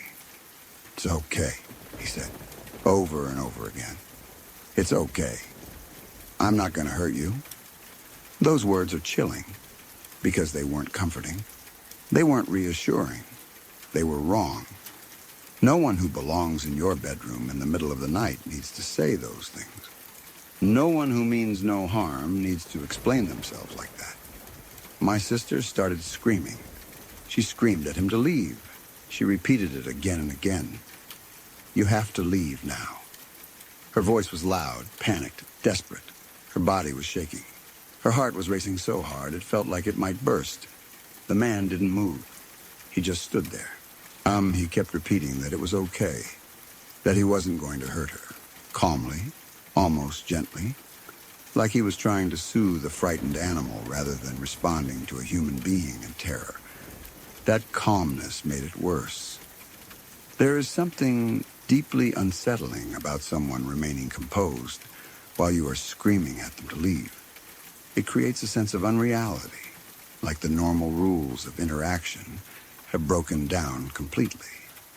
My sister later said that in that moment she realized he wasn't reacting to her fear the way a normal person would. He wasn't surprised. He wasn't apologetic. He wasn't backing away. He was waiting. Still on the phone, my sister raised her voice and said something that likely saved her life. She told him she was on the phone with her friend. She said her friend had already called the police, and that changed everything. The man hesitated, just for a second. Then he turned and left the room. He didn't run. He didn't shout. He walked out the same quiet way he had entered. My sister jumped out of bed and slammed the door behind him, locking it as fast as she could. Her hands were shaking so badly she struggled with the lock. Her friend stayed on the phone, talking constantly, telling her to breathe, telling her help was on the way. Once the door was locked, my sister realized she was still in danger if the man was still inside the apartment. Gathering every bit of courage she had, she moved carefully toward the kitchen, keeping the phone pressed to her ear. That's when she saw them. All of her kitchen knives were laid out on the table, not scattered, not randomly placed. They were arranged neatly, in order. That image is burned into her memory. Someone had taken the time to go through her kitchen. Someone had selected the knives, placed them carefully, deliberately. That wasn't something done in a hurry. That wasn't panic. That was preparation. The meaning of it hit her all at once. This wasn't a drunk mistake. This wasn't someone who wandered into the wrong apartment. This wasn't confusion. This was intent. She broke down completely then. The fear shifted into something heavier, something colder. The realization that she had been asleep in her bed while a stranger stood in her kitchen, handling knives, arranging them, deciding something. The police arrived not long after. They searched the apartment. They took her statement. They checked the locks, the windows, every possible entry point. The man was gone. There was no immediate sign of where he had come from or where he had gone. At the time, it was treated as a terrifying home invasion. Serious, yes, but without the context that would come later. The man was described, the details were recorded, but there was no name, no identity, no larger story yet. Life moved on, but my sister didn't. She struggled with sleep after that. Every sound in the night felt threatening. Every creak of the apartment made her heart race. She double-checked locks. She kept lights on. She replayed the moment in her head over and over, especially the way he spoke, the way he stood there. the way he didn't react like a normal person would. Then, sometime later, she saw him on television. It wasn't immediate. It wasn't the next day. It was after the case had broken open, after the media finally connected the dots, after the public learned that Denmark had been dealing with a serial predator who had been operating quietly, slipping in and out of women's lives, attacking, raping, killing. She saw his face on the screen, and she knew. She recognized him instantly. The age, the face, the presence, the voice. There was no doubt in her mind. The man who had stood in her bedroom in the middle of the night, calmly telling her it was okay while she screamed at him to leave, was Amager Mandan. The realization was devastating. Everything changed in that moment. What had already been traumatic suddenly became something much worse. She wasn't just a victim of a break-in. She wasn't just unlucky. She had come face to face with a serial killer. She understood all at once what had almost happened. If she hadn't woken up, if she hadn't called her friend, if she hadn't screamed, if she hadn't said the police were on their way, if even one of those things had gone differently, she might not be alive. The knives on the table took on a new meaning. The calm voice, the refusal to leave, the way he waited.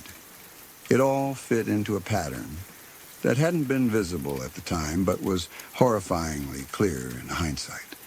For my sister, the aftermath was long and complicated.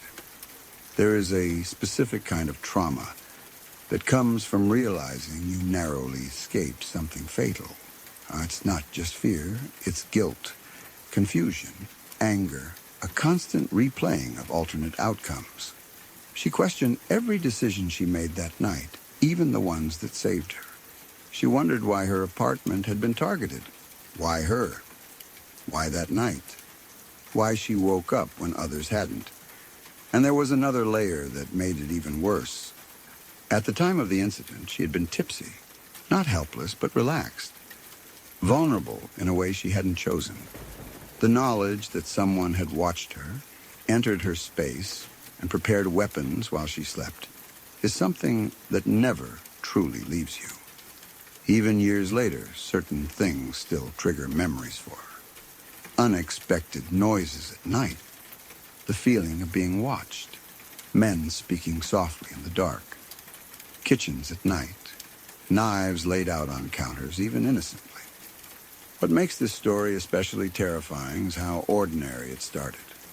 A good night out, going home, going to bed, doing everything right, locking the door, living alone but safely. The danger didn't come from a dark alley or a risky decision. It came through her own door. And what chills me the most is knowing that at the time, no one knew who he was, and no one knew there was a serial killer operating in this way. Women didn't know what to watch out for. They didn't know the signs. They didn't know how close he might already be. My sister survived because of instinct, luck, and quick thinking. But survival doesn't mean escaping unscathed.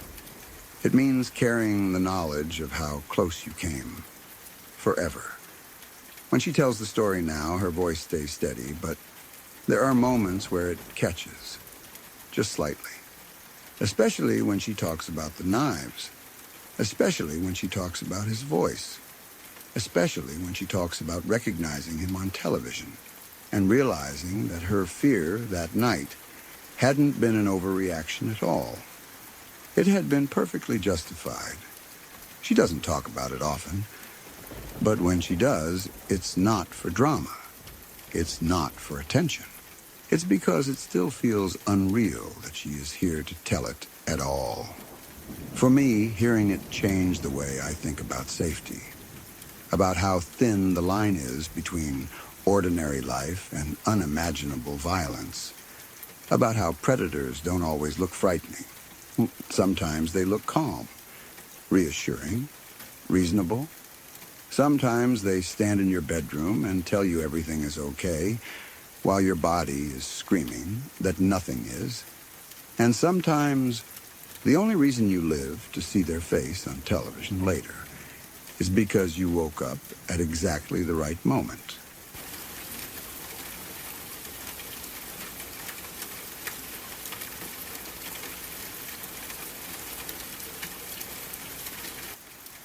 This is one of those things that, even years later, still feels strange to say out loud because it touches parts of my childhood that were supposed to be safe. When you're young, adults feel permanent. Teachers feel especially untouchable, like they belong to a different category of people, separate from danger, separate from chaos. That illusion didn't survive very long for me. When I was in kindergarten, one of my teachers killed his boyfriend. I didn't understand it at the time, not really. I was too young to grasp what murder meant beyond the word itself. I just remember adults talking in hushed voices, parents whispering to each other, the sudden absence of someone who had been part of our daily routine. I don't remember how many times he stabbed him, only that it was violent, repeated, and intentional. That detail came later. It filtered through adult conversations I wasn't meant to fully hear. At that age, you don't separate a person into teacher and killer.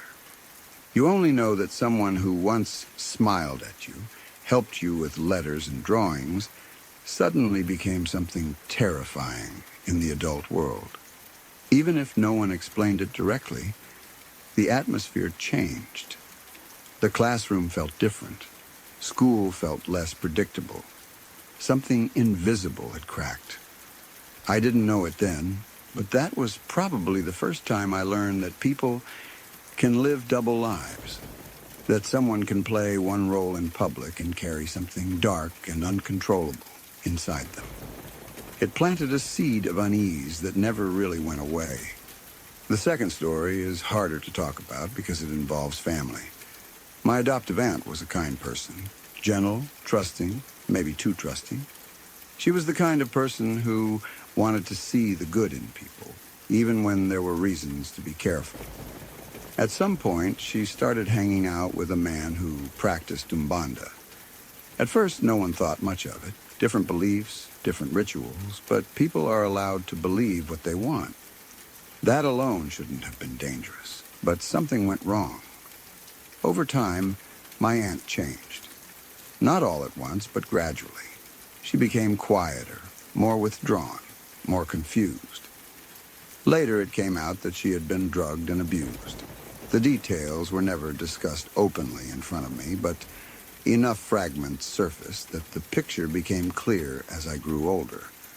What happened to her wasn't spiritual exploration or harmless belief. It was exploitation. After that period, she wasn't the same person anymore. She started behaving in ways that scared my grandparents. She said things that didn't make sense. She seemed disconnected from reality at times, paranoid, frightened, unstable. Looking back now, it sounds like she was experiencing a serious mental health crisis, possibly schizophrenia or something similar. At the time, though, my grandparents didn't have the language or understanding to frame it that way. They believed she was possessed. That belief shaped everything that followed. Instead of seeing her as someone who had been traumatized and mentally unwell, they saw her as someone overtaken by something evil. Fear took over logic. They didn't know how to help her, only how to get her away from what they thought was causing it. Eventually, they sent her to a psychiatric hospital. That part of the story is complicated. On one hand, she needed help, real help. On the other hand, the reasons she was sent there were wrapped in fear, superstition, and misunderstanding rather than compassion and clarity. She wasn't treated as someone who had been harmed. She was treated as something that had gone wrong. She's fine now. That's important. She recovered. She got help. She rebuilt her life. But the road to that point was dark and confusing, and it left marks on everyone involved. There's one detail about that period that has always stayed with me. The man she was involved with lived in a house near the town cemetery. That alone wouldn't mean much, except for how the house looked. Above the entrance door, there was a black skull mounted prominently, like a symbol or a warning. It wasn't subtle. It wasn't decorative in a normal way. It was there to be seen. As a kid, that image terrified me. A house near a cemetery. A black skull over the door. A woman who went in and came out broken. Adults whispering about demons, possession, and evil. Whether or not you believe in anything supernatural, that combination is enough to get inside a child's head and never fully leave. Even now, when I think about it, it feels heavy. Not because I believe the house itself was cursed, but because it became a symbol of everything that went wrong. It represented manipulation, abuse, and the way belief systems can be twisted to justify control over vulnerable people.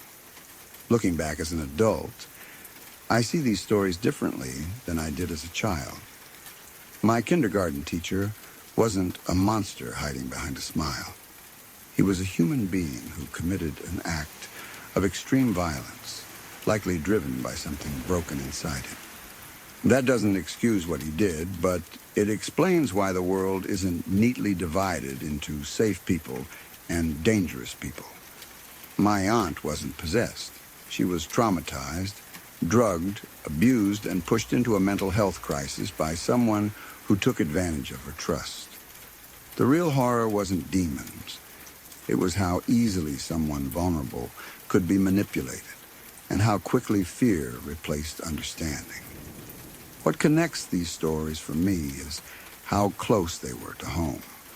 These weren't distant news headlines. They weren't stories about strangers in faraway places.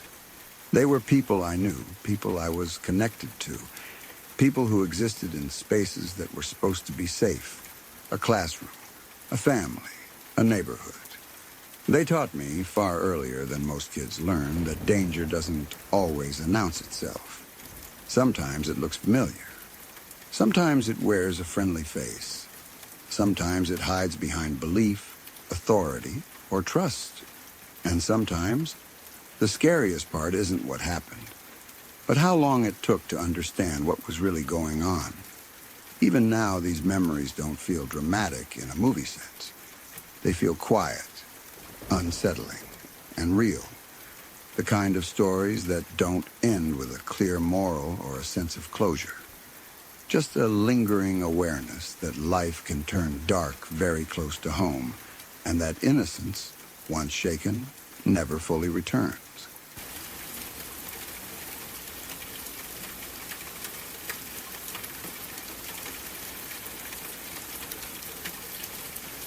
We live near a small forest at the edge of our village. People sometimes call it a forest, but it's not very big, not the kind you get lost in. It's more like a stretch of trees and undergrowth that separates different parts of the village. Streets cut through it, and there's a crossing about 1 kilometer from our house. And between the streets and the forest itself, there are a few rows of trees and a narrow path that people use for walking, hiking, or just getting some fresh air. It's always been a normal part of life for us. A few years ago, we got 2 dogs. From that point on, that area became even more familiar. We walked that path almost every day. Morning walks, evening walks, longer walks on weekends. Sometimes through the forest, sometimes along the fields nearby. It was routine, comfortable, safe. That kind of place where you stop thinking about danger because nothing bad has ever happened there. That's why what happened still feels so unsettling. 3 or 4 years ago, my parents were out walking the dogs, just like they had done countless times before. The weather wasn't great that day. It had been raining, and the streets were wet. Not dangerously stormy, just the kind of rain that makes everything slick and dull, the kind people barely register anymore because it happens so often. They were walking along the path, close to the road, with the forest right there beside them. Trees, wet leaves, dark soil, the usual view. Then it happened. A woman was driving along the street nearby. For reasons no one could fully control, she lost control of her car. The road was wet, the tires slipped, the car started sliding. In seconds, everything changed. The car spun, crossed the street, and went straight toward the forest. It didn't slow down in time. It didn't stop at the edge of the road. It left the street entirely and crashed into the wooded area. The point where the car entered the forest was only about 2 meters away from my parents. 2 meters. That distance is nothing. It's a step, a stumble. The space between standing safely and being directly in the path of something unstoppable. If they had been just slightly farther to the side, if they had paused for a moment, if they had taken a different step, the car would have hit them. They would have been crushed, killed. That day could have been the beginning of my life as an orphan. What makes it harder to process is how random it was. There was no warning, no build-up, no time to react. One moment they were walking the dogs, thinking about nothing important at all, and the next, a car was tearing into the forest right beside them. The woman didn't aim for them. She didn't intend to hurt anyone. It wasn't an act of violence or recklessness in the way people usually imagine danger. It was an accident, a loss of control, a slip on wet pavement. That's all it took. That's what makes it terrifying. Danger didn't come from something obviously risky. My parents weren't doing anything dangerous. They weren't crossing the road. They weren't standing in traffic. They were on a path meant for walking, separated from the street by trees. A place that felt protected. And yet, protection didn't matter. When you think about it afterward, your mind starts replaying everything. Every small decision, every step, every what if. What if they had left the house 5 minutes earlier? What if they had chosen a slightly different route? What if one of the dogs had stopped to sniff something, slowing them down by just a second or two? Any of those tiny changes could have put them directly in the path of that car. As a kid, you grow up believing that your parents are solid, permanent, that they'll always be there when you come home, that the world might be dangerous in abstract ways, but not in ways that will actually touch your family. This incident shattered that illusion quietly, without drama. There were no headlines, no long hospital stays, no funerals. The woman crashed. Emergency services came. Life went on. People talked about it briefly, then moved on to the next thing. The path stayed open. The forest stayed the same. Cars kept driving on that road. But for us, something changed. That spot never felt completely normal again. Every time we walk the dogs there now, even years later, I think about it. I look at the trees. I look at the edge of the road. I imagine the car sliding, spinning, crossing the line between the street and forest. I imagine how close it came. Sometimes I picture it too clearly. The sound, the sudden movement, the violence of something heavy and fast entering a place that's supposed to be quiet. What scares me most is how easily it could have gone unnoticed in a different way. If the car had been just a little closer, if my parents had been standing just a little farther over, if the accident had ended differently, it wouldn't just be a scary story. It would be the defining moment of my life. I would be telling it from a completely different place, from a life split in two. People talk about fate, luck, destiny, or chance when things like this happen. I don't know which one applies. All I know is that 2 meters decided everything. 2 meters separated normal life from irreversible loss. The forest didn't change.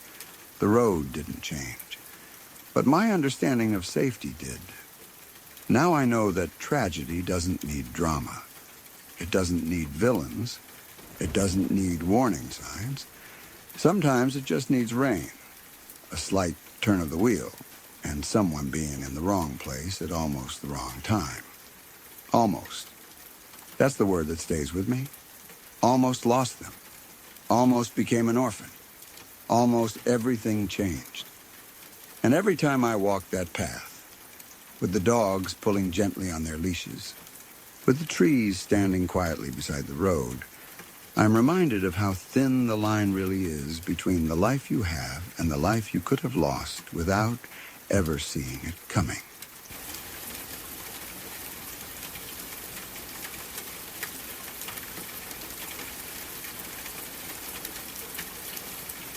These are the kinds of stories that don't feel like stories at all when you grow up hearing them. They don't have neat beginnings or endings, and they don't feel distant or dramatic in the way crime shows do. They feel close, personal.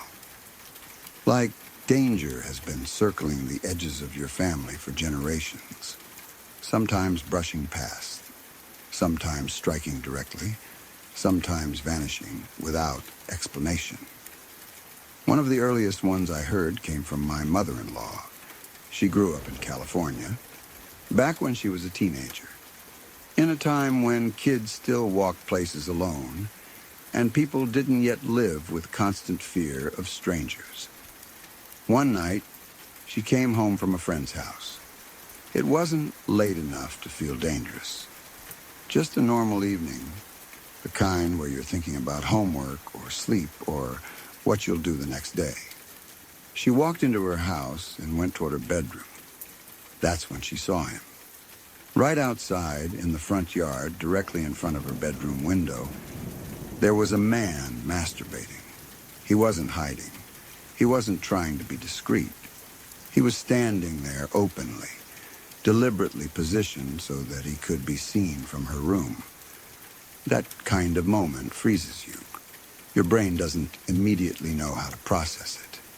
It's shocking, violating, confusing all at once. This wasn't someone accidentally exposing himself. This was intentional. He wanted to be seen. He wanted her reaction. Eventually, he was caught. And when he was identified, the realization hit her much later, with far more weight than the initial shock.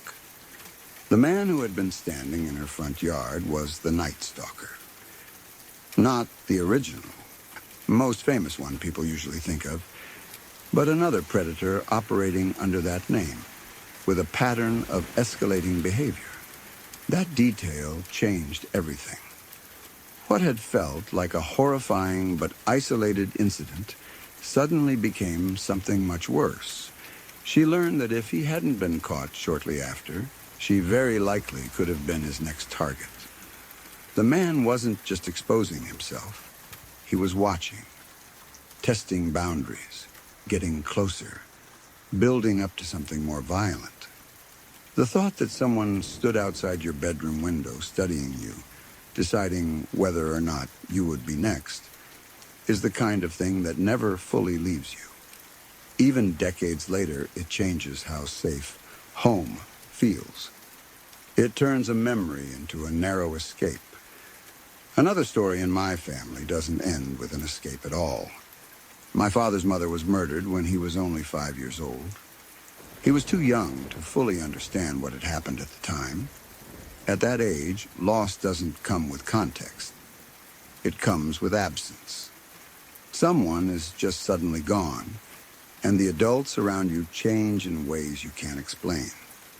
Voices become quieter, faces become harder. Life splits into before and after, even if you don't have the words for it yet. She had been covering a shift for a friend at 7-Eleven. It was a favor, a simple act of kindness, helping someone else out. Those are the kinds of decisions you never imagine will cost you your life. Something went wrong during a robbery. From what the family was told, she was hit with a gun, presumably knocked unconscious. Instead of fleeing, instead of leaving her behind, the attackers took her body. They transported her to a nearby river. They stripped her of her clothes, Then they threw her into the water, face down. She drowned.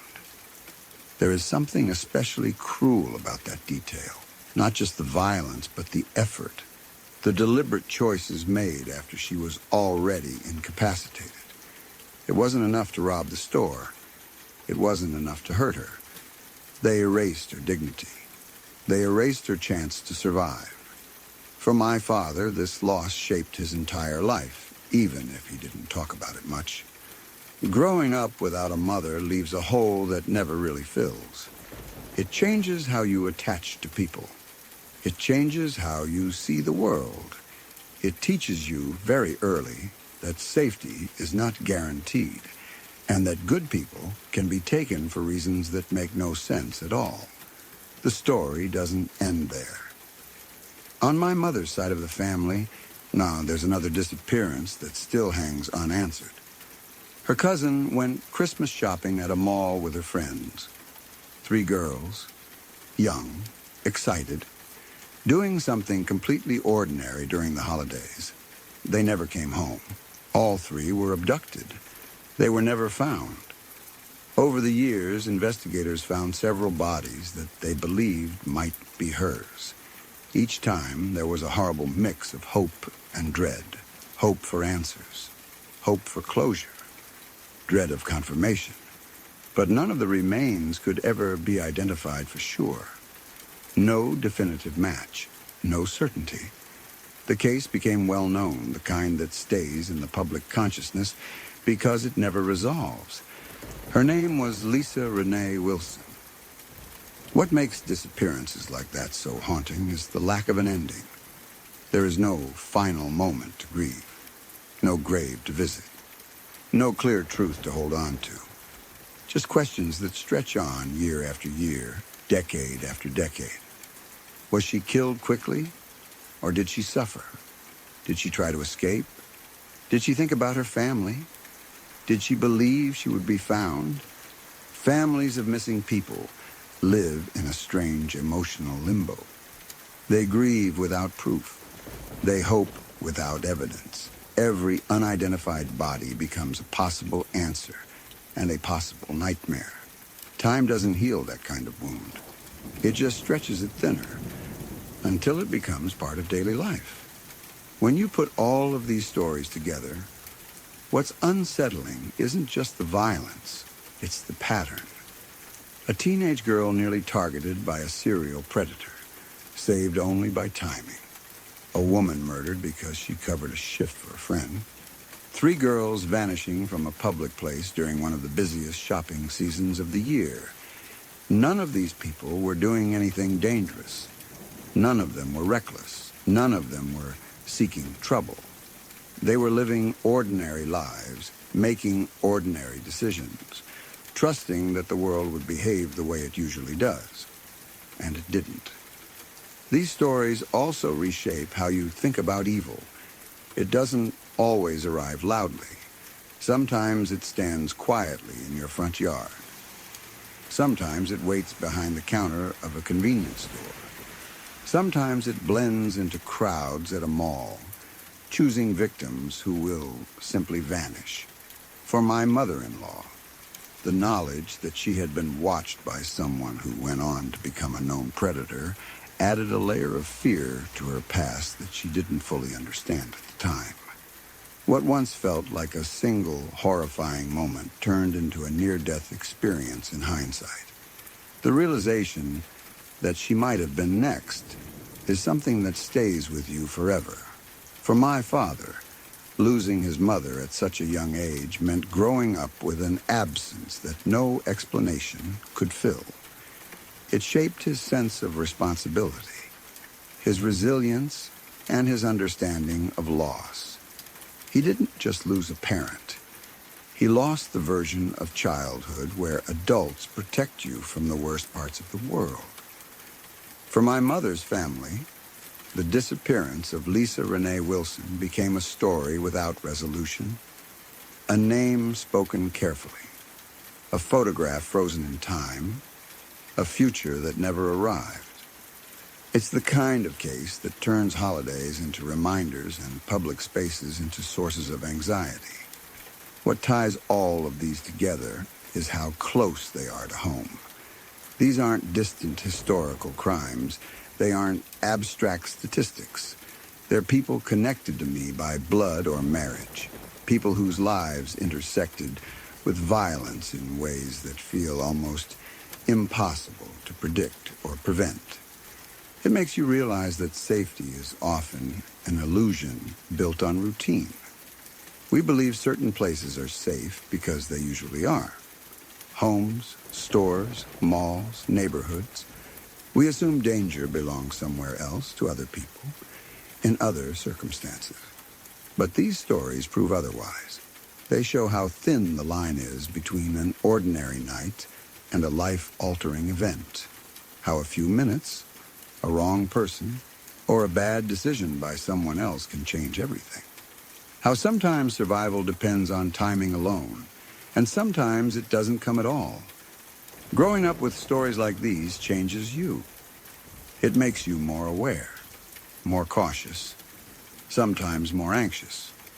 You learn early that the world isn't divided cleanly into safe and unsafe spaces, that predators don't always look threatening, that kindness, like covering a shift for a friend, doesn't protect you from cruelty. At the same time, it also creates a strange sense of gratitude. Gratitude for the people who survived. Gratitude for the moments that went differently than they could have. Gratitude for the fact that some stories, like my mother-in-law's, end with almost instead of gone. But that gratitude is always mixed with grief for the ones that didn't. For a grandmother drowned in a river. For 3 girls who never came home. For a cousin whose name became part of a case instead of a future. These aren't stories you ever really get used to. They resurface at unexpected times. When you look out a bedroom window at night, when you stop at a convenience store, when you walk through a mall during the holidays, they remind you that danger doesn't always announce itself, and that survival is sometimes nothing more than being in the right place at the right time, or the wrong place at the right moment. And once you understand that, you never see the world the same way again.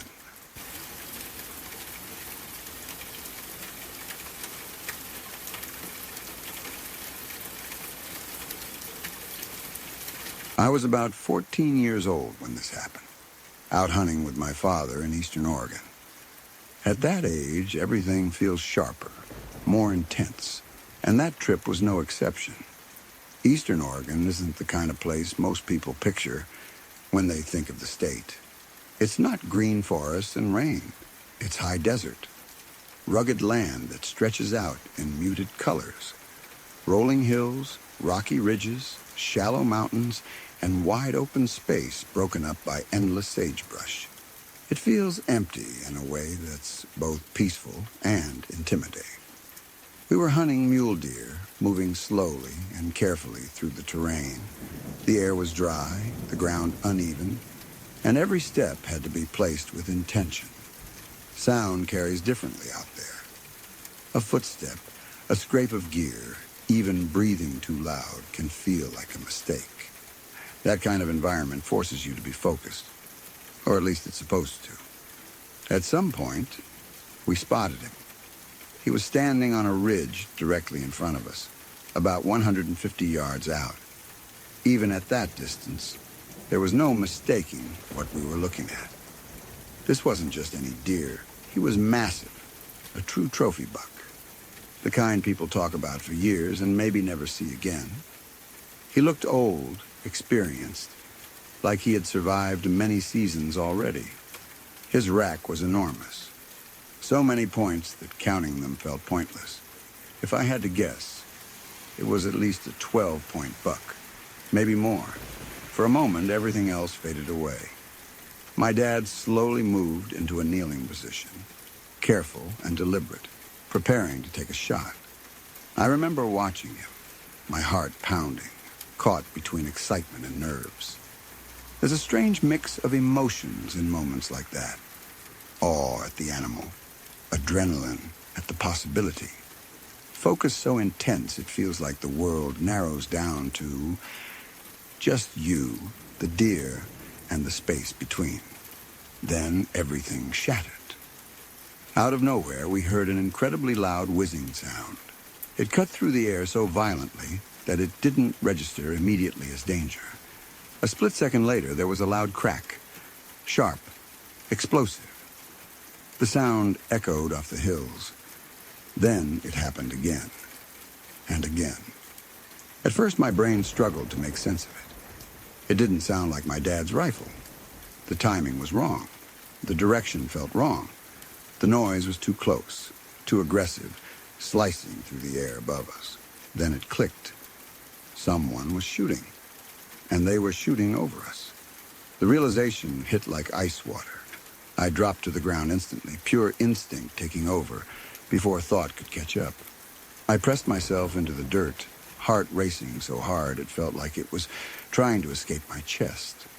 The open landscape that had felt calm and beautiful seconds earlier suddenly felt exposed and dangerous. As I lay there, I saw the buck react. That massive deer leapt into the air, easily 5 feet off the ground, pure muscle and panic in motion. He bolted, disappearing over the ridge in seconds, gone as if he had never been there at all. One moment, he was the focus of everything. The next, he was just another ghost of the desert. The shot stopped. Silence returned, but it wasn't the same silence as before. It felt heavier, broken. My ears rang. My hands shook. I stayed on the ground for a moment longer, not trusting that it was truly over. When we finally stood up, the reality of what had almost happened settled in. We were incredibly lucky. Neither of us had been hit. But it felt uncomfortably close. Too close. Like the bullets had passed just feet from where we were standing. Later, we found out who had been shooting. We actually knew him. He swore he hadn't seen us. And I believe him. Out there, it's easy to get tunnel vision, especially when you spot a big buck. Hunters even have a name for it. Buck fever. When adrenaline takes over and everything else disappears, your focus narrows so tightly that you stop registering your surroundings the way you should. That doesn't make it less terrifying. Looking back now from the outside, the story might not sound that scary. No one was hurt, no blood, no dramatic rescue, just a near miss in a wide open landscape. But being there, in that moment, was different. There's something uniquely frightening about realizing how fragile your safety really is. 1 second, you're standing, watching your father line up a shot. The next, bullets are cracking through the air above you, and you're pressed into the dirt, hoping you're not about to be hit by something you never even saw coming. What stuck with me most wasn't just the danger. It was how fast everything changed. How quickly excitement turned into fear. How easily something routine could have ended in tragedy. A few feet, a slight difference in angle, a moment longer standing upright instead of hitting the ground. Any of those could have changed the outcome completely. That day taught me something I didn't fully understand at 14, but I do now. Danger doesn't always announce itself. Sometimes it arrives without warning, carried on a sound you don't recognize until it's already too close. Sometimes it comes from people who don't even know they're putting you at risk. We packed up and left not long after. The hunt was over, whether we wanted to admit it or not. The buck was gone, but that didn't matter anymore. What mattered was that we were still there, still breathing, still able to walk away. Even now, years later, I can still hear that whizzing sound in my head if I think about it too long. I can still feel the jolt of fear, the instinctive drop to the ground, the sudden understanding of how close things can come to going terribly wrong. From the outside, it's just a hunting story. From the inside, it was the moment I learned how thin the line can be between an ordinary day. If you're still here, Then these stories didn't simply fade away. They settled in. Every story you heard tonight came from real moments, real people, and real situations where something felt off or nearly went wrong. If you want to keep exploring stories that linger in your thoughts long after the night grows quiet, consider subscribing to Midnight Whispers. There are more stories waiting in the dark, and not all of them let you leave in time.